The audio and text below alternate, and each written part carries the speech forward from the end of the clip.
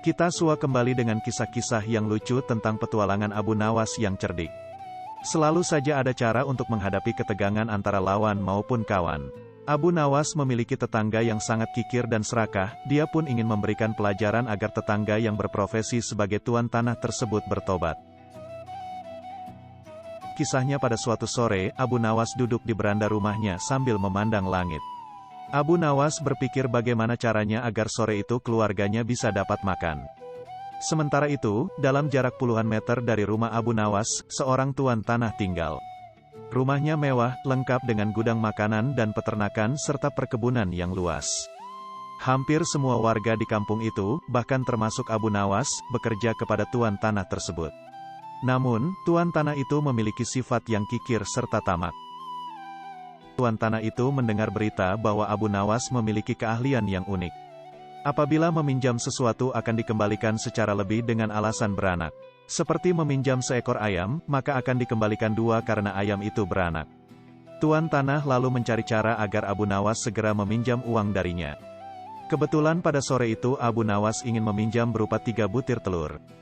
Kontan saja tuan tanah senang bukan kepalang karena pinjaman itu akan menjadi banyak nantinya. Bahkan tuan tanah tersebut menawarkan pinjaman-pinjaman yang lain. Akan tetapi Abu Nawas menolaknya karena dia hanya butuh 3 butir telur itu saja. Saat tuan tanah menanyakan kapan telur itu akan beranak, Abu Nawas menjawab itu tergantung dengan keadaan. 5 hari berlalu, Abu Nawas pun mengembalikan telur yang dipinjamnya dengan 5 butir telur. Tuan tanah sangat senang dan dia menawarkan pinjaman lagi. Abu Nawas pun meminjam piring tembikar sebanyak 2 buah dan tuan tanah itu dengan senang hati meminjamkannya dengan harapan piring tembikarnya beranak kayak telur ayam yang dulu. 5 hari pun berlalu lagi dan Abu Nawas mengembalikan piring tembikar sebanyak 3 buah. Walaupun tidak sesuai dengan yang diharapkan, tetapi hati si tuan tanah cukup gembira. Tak apalah pikir tuan tanah karena bisa saja orang itu mempunyai anak tunggal bahkan tidak memiliki anak. Pada hari selanjutnya, si tuan tanah menawarkan pinjaman uang senilai 1.000 dinar. Sebuah jumlah yang cukup besar, bahkan bisa untuk menggaji seluruh karyawan tuan tanah selama 1 bulan. Dia menanti dengan tidak sabar. Hari berganti hari bahkan 5 hari terlewati sudah. Tak terasa sudah berjalan 1 bulan dan Abu Nawas tak kunjung datang ke rumahnya. Karena tidak sabar, si tuan tanah mendatangi Abu Nawas dengan didampingi pengawalnya. Mulanya si tuan tanah gembira, namun dia marah besar setelah menerima penjelasan dari Abu Nawas.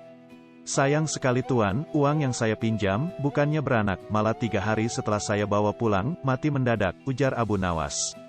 Mendengar itu, si tuan tanah menjadi geram. Pengawalnya hampir saja memukul Abu Nawas, tapi untung saja tidak jadi karena ada rombongan pekerja yang baru pulang. Tuan tanah mengadukan Abu Nawas ke pengadilan dan berharap Abu Nawas digantung atau bahkan dihukum rajam. Di depan hakim, Abu Nawas melakukan pembelaan dengan membeberkan semua duduk persoalannya. Demikian juga dengan si tuan tanah. Pengadilan pun memutuskan bahwa Abu Nawas tidak bersalah karena sangat masuk akal kalau sesuatu yang bisa beranak pasti bisa mati. Seketika itu juga tuan tanah yang tamak itu pingsan selama beberapa zaman sulit untuk dibangunkan. Ia telah tertipu karena wataknya sendiri yang kikir, tamak dan pelit.